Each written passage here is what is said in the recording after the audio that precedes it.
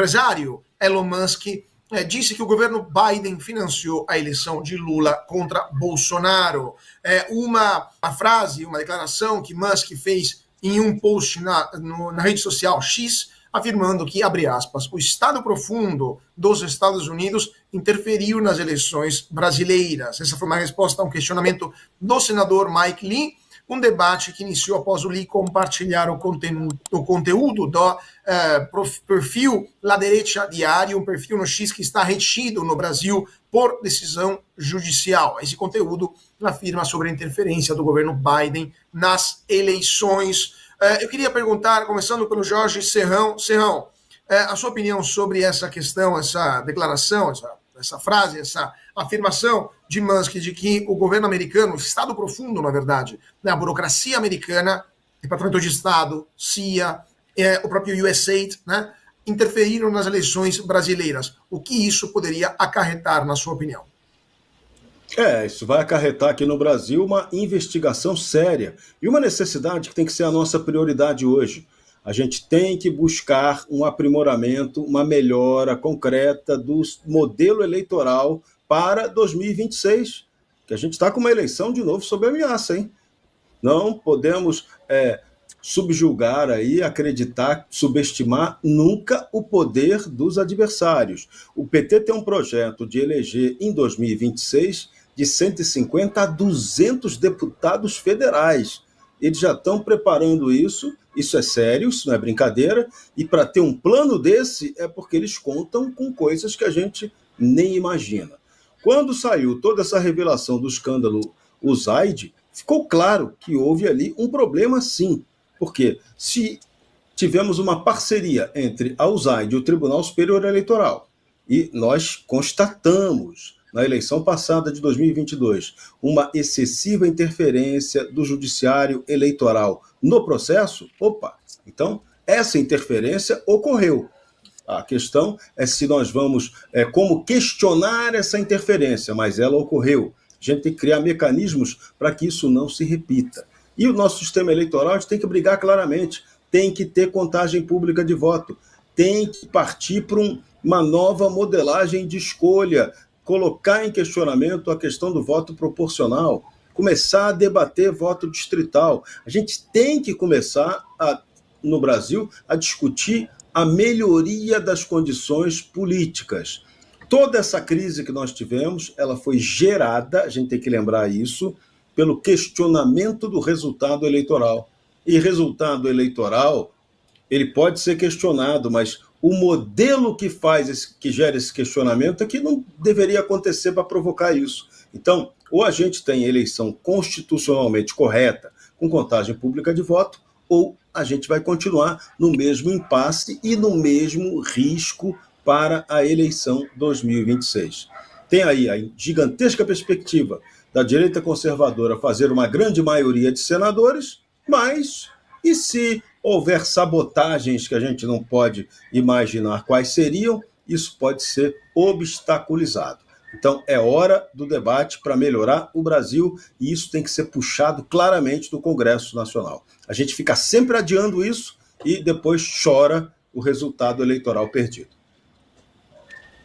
Doutor Marcília, o senhor que é jurista, a lei dos partidos políticos brasileiros proíbe que um partido político receba verba do exterior, que seja financiado ou que responda a ordens de potências estrangeiras. Caso seja comprovado, ainda não há provas sobre isso, ainda não há nada definido, Elon Musk só está falando, está afirmando, mas aguardemos as provas disso. Caso seja comprovado algum tipo de ingerência, algum tipo de colusão entre alguma força política brasileira e potências estrangeiras, ou a USAID, por exemplo, o que poderia acontecer do ponto de vista jurídico no Brasil? As eleições de 22 poderiam ser questionadas? Haveria alguma responsabilização do partido político, da liderança política na pessoa física? O que aconteceria? Olha, Carlos, em último caso, né, se tudo isso... Vamos pensar do pior para o melhor, e tudo é ruim, né? Então, o pior é a possibilidade que nós tenhamos tido fraude. Fraude é um crime gravíssimo, e que torna nulos os atos todos que ocorreram mediante fraude. Então, se de alguma maneira houve uma influência desse deep state, né, você falou Estado profundo, esse Estado paralelo, enfim, durante o governo Biden, no período eleitoral brasileiro, isso pode resultar numa caracterização de fraude. E essa fraude torna nulos os atos, repito, eleitorais gerados mediante fraude. Se isso não ocorreu diretamente, ainda assim, ou seja, se não houve uma influência direta em partidos, ou em políticos, ou em tribunais, se isso não ocorreu diretamente, ainda assim pode ter ocorrido indiretamente, porque no momento em que se estimula, ou se influencia, ou se financia a opinião pública por meio de ONGs, por meio de agências de checagem, por meio de pesquisas universitárias que não são espontâneas, mas geradas por influência desse deep state norte-americano denunciado pelo Musk. Nesse momento, a gente tem a opinião pública também sendo fraudada. E a opinião pública fraudada influencia tribunais que geraram decisões a partir dessa opinião pública. Então, tudo isso é muito grave, porque ou a gente teve uma fraude durante o período eleitoral, quer dizer, se essas denúncias forem confirmadas e comprovadas, então a gente pode ter tido diretamente uma fraude que resulta em nulidade dos atos eleitorais ocorridos, ou a gente pode ter indiretamente essa fraude caracterizada pela influência da opinião pública que motivou essas decisões. Quem aqui não se lembra, por exemplo, durante 2022, que foi o ano mais censório do ponto de vista eleitoral que nós tivemos, quantas decisões não resultaram em censura de conteúdos jornalísticos, não resultaram em censura de perfis de jornalistas, mas perfis de políticos, de partidos também. Tudo isso foi motivado, amparado em quê? Em agências de checagem. Agências de checagem eram objeto, eram prova, eram reforços para as decisões judiciais dos tribunais eleitorais. Se essas agências não estavam trabalhando de forma espontânea, é óbvio que essas decisões também são nulas por conta de terem se baseado em uma opinião pública fraudada ou, no mínimo, influenciada por um dinheiro algo que não deveria ocorrer. Então a gente está diante de algo que, se olhar para cá é grave, se olhar para lá é grave. Não tem como não ser grave se esses fatos, se essas denúncias forem comprovadas. É necessário que a gente faça essa CPI para ontem. A gente está aqui muito conversando, o senhor Vaca veio para cá, o senhor Vaca foi para lá, a OEA, não sei o que mais. A gente tem que olhar agora, deixa o senhor Vaca ir embora para a Colômbia e vamos olhar aqui para o nosso pasto. E o nosso pasto é CPI da USAID, CPI da USAID para ontem, para a gente investigar tudo isso antes que chegue um novo ano eleitoral no ano que vem e a gente corra novamente o risco de nós termos eleições, vamos dizer assim, não tão transparentes.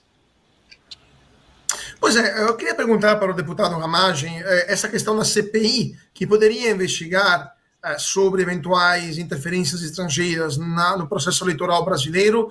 O senhor é delegado da Polícia Federal, e então tem uma experiência também em questões de investigações. O que o senhor acha? É possível, fisicamente possível, é factível comprovar essa ingerência, ou ela acaba acontecendo através de ONGs, por exemplo, muitas vezes ligadas a partidos, mas não exatamente partidos, acaba acontecendo de forma mais dissimulada, então se torna mais difícil comprovar de forma definitiva uma ingerência estrangeira através de doações, de pagamentos, de recursos, etc. O que está aparecendo, primeiro, é que está vindo um grande pacote de apuração dos Estados Unidos. Muito já se revelou em pouco tempo de investigação de todas as interferências e financiamentos dessa USAID.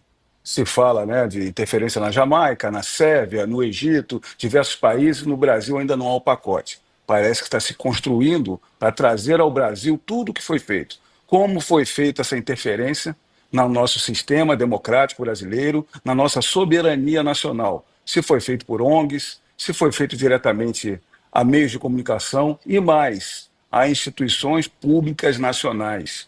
São condutas que devem comprovar, demonstrar ou dar um fio de apuração para que a CPMI ou a CPI possa andar. A CPI já tem as suas assinaturas e falta o componente político de algo grave que já está aparecendo, mas não ainda contundente para demonstrar o que efetivamente aconteceu. Então, se derem os pontos, valores, onde foi que entrou aqui a forma de interferência e do próprio TSE, que é o grande garantidor por lei da isonomia do processo democrático, e a gente sabe que não foi assim que aconteceu, houve uma seletiva censura, houve imparcialidade para tudo quanto é lado, o candidato presidente Bolsonaro, em reeleição, teve tolhida várias partes de liberdade de expressão e vários órgãos parlamentares e pessoas em rede social. Então tem muito para se destrinchar aí.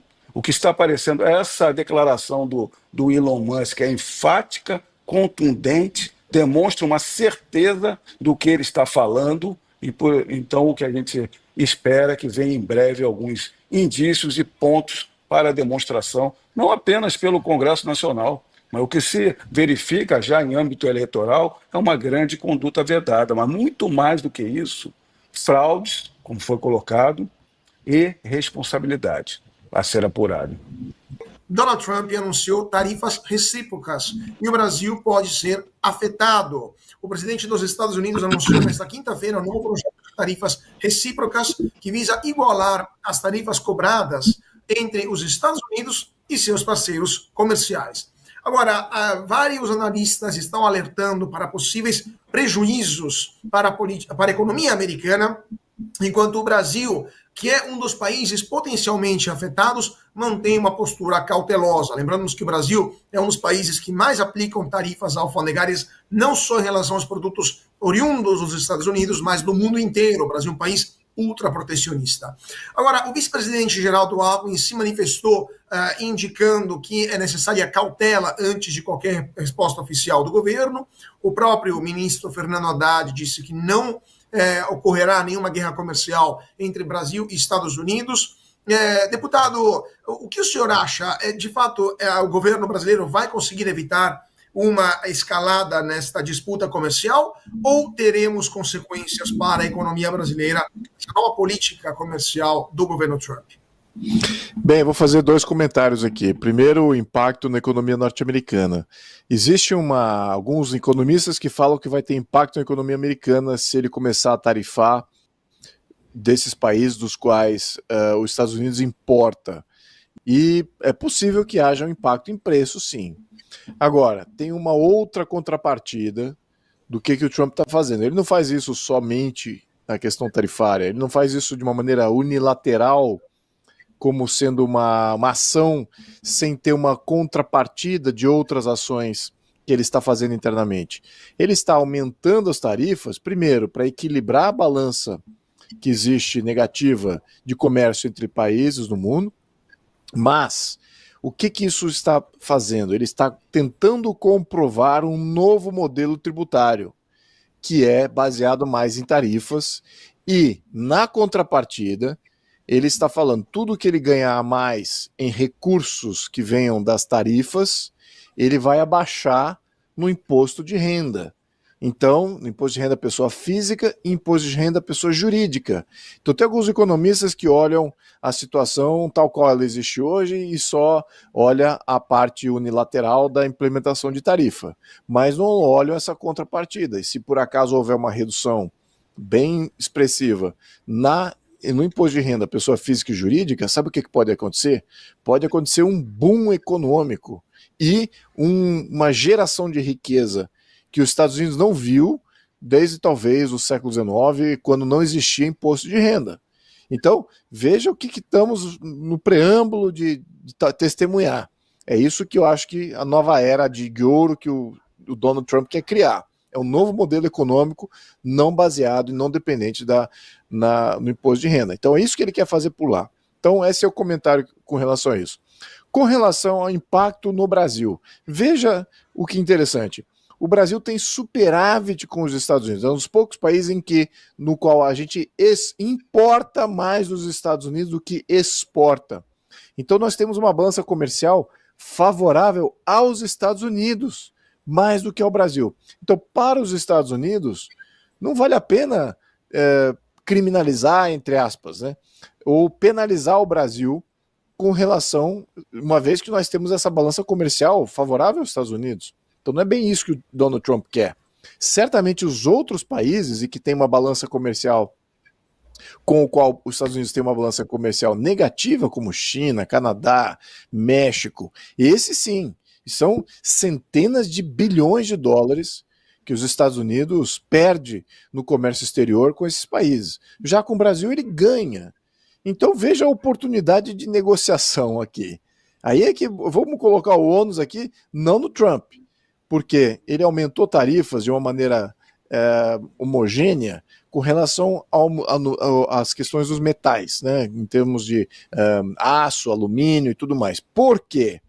Porque são indústrias de base que os Estados Unidos detinha, e ele reativando essas indústrias locais, ele tem toda a escala, todo o benefício da escala que antes os Estados Unidos tinham nos anos 50, 60, 70.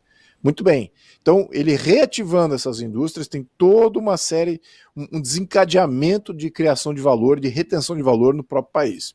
Muito bem. Então, por que o Brasil virou alvo? O Brasil não virou alvo.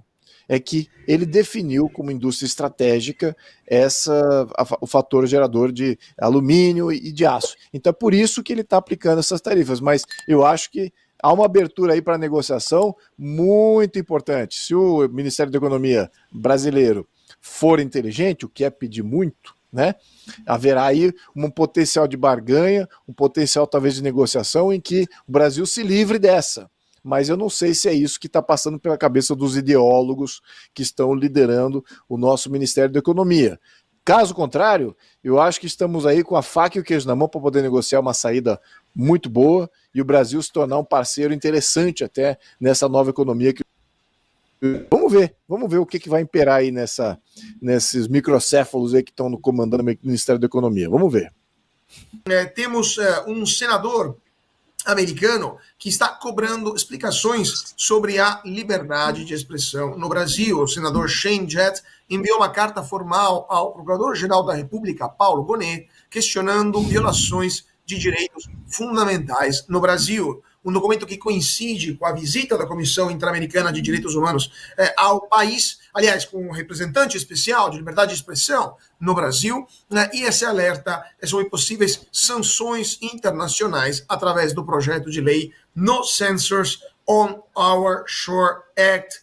Vamos então perguntar, aliás, deixa eu mostrar antes disso o post do senador. Aqui estamos vendo agora o post aqui do senador nas redes sociais.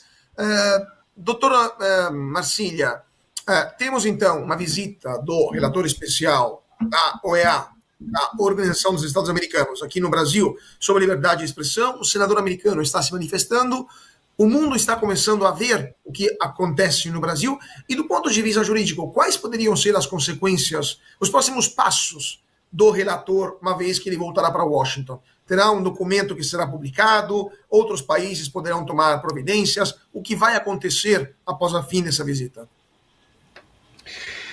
Olha, Carlos, a gente precisa entender que essa visita ela é muito mais política do que jurídica, né? Não houve uma denúncia. Ele não está vindo aqui para apurar uma denúncia, ele está vindo aqui como um observador. E esse observador é um observador político. Eu acabei de ver agora na imprensa que o relator recebeu uma associação de crianças trans. Eu, pelo menos, desconheço que exista alguma criança trans exilada ou censurada no Brasil. Desculpa, talvez seja uma ignorância minha, mas eu desconheço que esteja alguma delas censurada. Então, assim, é uma visita mais política do que jurídica. E a gente precisa entender que isso não é o mais importante. A visita dele aqui, ou mesmo o relatório dele, não é o mais importante dessa história. O mais importante dessa história é o que nós vamos fazer com isso. Nós todos, enquanto sociedade. Seja com a visita, seja com o relatório. A visibilidade que a partir dessas pessoas que começam a interagir, dessas associações que começam a interagir com o Brasil, o que nós faremos politicamente, por exemplo, no campo legislativo, o que nós faremos jornalisticamente no campo da mídia, o que nós faremos juridicamente no campo do direito é que vai dar o tom de como isso vai ser visibilizado lá fora. Eu tenho dito, se nós politizarmos demais essa vinda dele aqui, com discursos inflamados e etc., ele vai levar para lá que a censura no Brasil é uma questão política, quer dizer, e não uma questão jurídica. Se nós não entendemos que esse passo da visita e do relatório não podem ser os únicos a nos preocupar, isso vai para a gaveta, provavelmente, lá dele, e sei lá quantos anos virá depois. Porque esse relatório, depois que for feito, depois que essa visita for feita, vai haver um relatório que pode demorar anos para vir à luz. Nada obriga que ele entregue em tantos dias ou em tantos meses. Depois desse relatório, ainda haveria uma possível denúncia. Depois dessa denúncia, haveria todo um procedimento que, em tese, poderia um dia resultar num julgamento, que esse julgamento, no final, poderia ou não ser acolhido, sabe por quem? Adivinha? Pelo STF. Então, a gente precisa entender que na mesa aqui, ninguém vai resolver, na nossa terra aqui, ninguém vai resolver o nosso problema. No nosso pasto, não é o senhor Vaca que vai resolver a questão. Somos nós. Nós é que precisamos nos utilizar dessas organizações que começam a se interessar por nós, desses senadores norte-americanos que começam a fazer requisições. Nesse início de visibilização que a censura no Brasil está começando a ter, nós precisamos agir ativamente, não ficar esperando que façam por nós. Nós precisamos atuar e fazer por onde esses mecanismos todos terem algum tipo de efeito. E não vai ser o efeito da OEA ou da Corte Interamericana punir o Brasil ou coisa que o valha. Não vai ser por aí. O que vai acontecer, se acontecer, é que para o Trump, para o governo Trump, a liberdade de expressão no Brasil ser cerceada, cerceia também as redes sociais, que são um guarda-chuva de negócio importantíssimo. E é isso, é do ponto de vista econômico que a liberdade de expressão pega no calcanhar de Aquiles dos norte-americanos. E é por aí também que a gente tem que saber agir, mostrar o quanto que a economia da América Latina depende do Brasil, e o quanto que a economia do Brasil depende das redes, e o quanto que isso está sendo prejudicado, o quanto que a liberdade de expressão prejudica a liberdade econômica, a livre iniciativa, e assim por diante. É por aí que a gente precisa caminhar para visibilizar o Brasil como um case de censura a ser rechaçado pelo mundo civilizado. Creio que esse passo ainda é inicial. Vamos ver o que nós vamos fazer com a visita da OEA, e não o que a OEA vai fazer com a visita. Pois é, eu queria perguntar para o deputado Luiz Felipe Hernandes Bragança, até tem várias perguntas vindo aqui do nosso público. Qual a opinião do senhor sobre o efeito dessa visita? O senhor foi membro da comissão da Câmara, a Comissão de Relações Internacionais da Câmara. O governo brasileiro convidou o representante especial da OEA aqui para fazer essa visita. Por que, na sua opinião, fez isso? Teve alguma pressão por parte dos Estados Unidos? O governo perdeu o controle depois que o alto representante chegou aqui, esperava outra coisa. O que está acontecendo? Porque, de fato, parece difícil entender qual é a verdadeira razão pela qual esse advogado colombiano está hoje aqui no Brasil. Bem, deixa eu deixar bem claro uma coisa. O governo americano, as instituições supranacionais, internacionais, já têm todas as informações que eles necessitam para passar um julgamento. E eles estão agora no Brasil fazendo o que chama-se o norte-americano de due diligence, dando a chance de uma contrapartida, averiguando exatamente se é isso mesmo, os fatos que eles têm, para comprovar o que eles já sabem. E aí, o que acontece disso? Essas instituições internacionais passam o seu julgamento, fazem os seus relatórios. Mas, como bem colocou aqui o Marcília, qual é o intento disso? O intento disso é de classificar o Brasil. E eles estão dando uma chance das instituições do Brasil reagirem, uma vez que eles publiquem os seus pareceres ou finalizem os seus julgamentos. Então, é uma chance do Brasil institucionalmente reagir a tudo isso que está sendo levado à tona do público internacional. Se as instituições brasileiras não reagirem, se os agentes brasileiros não reagirem, isso é que é a pior saída. para todo mundo, para o governo brasileiro, para o país, para a cidadania brasileira, porque nós seremos colocados como um país completamente inimigo do que seria a liberdade de expressão, do que seria o Estado de Direito, do Ocidente, um país inimigo, com instituições inimigas de tudo aquilo para onde caminha o Ocidente. Isso significa desdobramentos em todos os sentidos, no sentido econômico, político, diplomático. Isso isola o país na região. Né? Lembrando aqui que a região praticamente é dominada pelos Estados Unidos em termos econômicos, influência política, bélica, e ficaremos como um país isolado. Já existem outros países isolados aqui. Cuba está isolada há muitas décadas, Venezuela já está isolada, Nicarágua está isolada. Vamos entrar para esse grupo.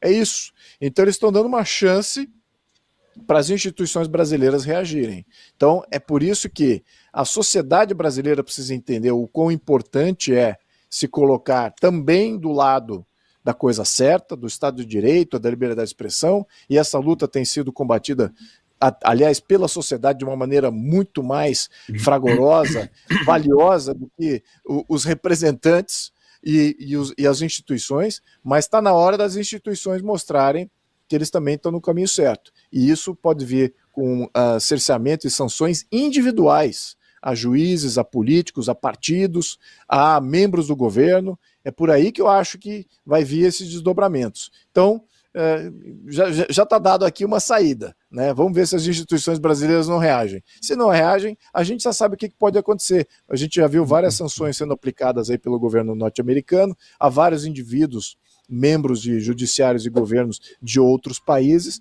e não há por que não esperar a mesma coisa que ocorra aqui com os nossos agentes das nossas instituições do Brasil. Serrão, sua opinião sobre esta... Aí o Serrão já estava com a mão levantada, ia justamente perguntar. Eu não vou falar que a vaca foi para o brejo, porque é a sua marca registrada, mas depois daquilo que a gente está vendo nesses dias, hoje o representante da OEA encontrou o ministro das Relações Exteriores, que disse, sem nenhuma vergonha, que o Brasil respeita a liberdade de expressão e luta contra a desinformação. Para onde está indo esse representante da OEA, na sua opinião, Jorge Serrão? Olha, eu não sei para onde ele vai, não.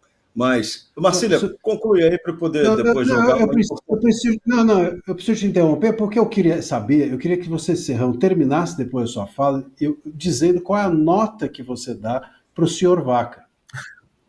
Ele vai ganhar. Eu dou a nota para ele e vou ter que dar uma outra nota importante. Vamos lá. Luiz Felipe tocou no X da questão.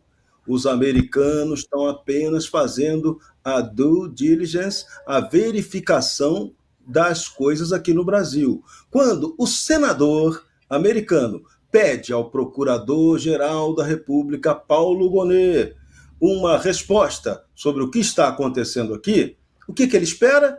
Ele espera que o nosso General Attorney tome uma providência e escreva para ele a verdade. Porque se for escrito para ele uma historinha do Boitatá, escrita para ele a historinha do Boitatá, isso pode ser usado contra o Brasil. Agora, uma novidade excelente que a Loura Amaria dá nesse programa.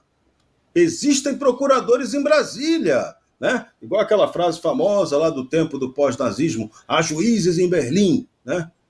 O Ministério Público Federal arquivou uma denúncia contra os advogados Cláudio Caivano, Marta Pandovani, Ana Carolina Cibutti, Taniele Teles e Hélio Júnior, que defendiam presos do 8 de janeiro. Uma decisão, um youtuber pediu que eles fossem processados por críticas que eles fazem na internet e apologia e ataques ao ministro Alexandre de Moraes. Pois bem, o procurador Marcos Goulart tomou uma decisão assim primorosa. Olha o que ele disse. Na temática da liberdade de expressão, deve o Estado evitar ao máximo a tutela do direito penal sob pena de ferir um dos princípios basilares do regime democrático a pretexto de dar-lhe proteção. Com efeito, vivemos um tempo em que milhares de pessoas todos os dias fazem postagens de fotos, textos e transmissões de vídeos com algum conteúdo extremista. Não raro, essas postagens violam, em algum grau, bens jurídicos como a honra, a tranquilidade psíquica e a paz pública. Contudo, não é salutar criminalizar todas essas postagens e nem é viável processá-las na prática, devendo-se reservar o direito penal somente para as agressões mais graves a tais bens jurídicos. Do contrário, haveria que se proibir todas essas manifestações de cunho político ou ideológico nas redes sociais, ou se criar uma imensa e custosa estrutura judicial e policial somente para tratar dessas questões, numa espécie de grande leviatã para proteger e controlar o exercício da liberdade de expressão. Parabéns ao procurador Marcos Goulart. Tomara que o Procurador-Geral da República, seu chefe, escreva algo parecido para o senador norte-americano e o Brasil saia dessa maldita situação de perversão do direito. É hora da legalidade com legitimidade. Então, nota 10 para o procurador, nota menos 13 para o Vaca, que está devendo. Tem que apresentar para a gente um relatório e mostrar que você é sério. Aguardemos esse relatório que será devidamente comentado aqui no Bradock Show. Vamos terminar falando de política, porque um estudo aponta falhas no projeto que pode legalizar super salários. Uma análise jurídica identificou problemas graves no PL 2721 de 2021, que está tramitando no Congresso, uma classificação incorreta de 14 das 32 exceções ao teto salarial pode institucionalizar super salários com verbas remuneratórias sendo erroneamente classificadas como indenizatórias. Deputado Ramagem, teremos super salários legalizados no Brasil ou esta lei, esse projeto de lei não tem chance de prosperar, na sua opinião?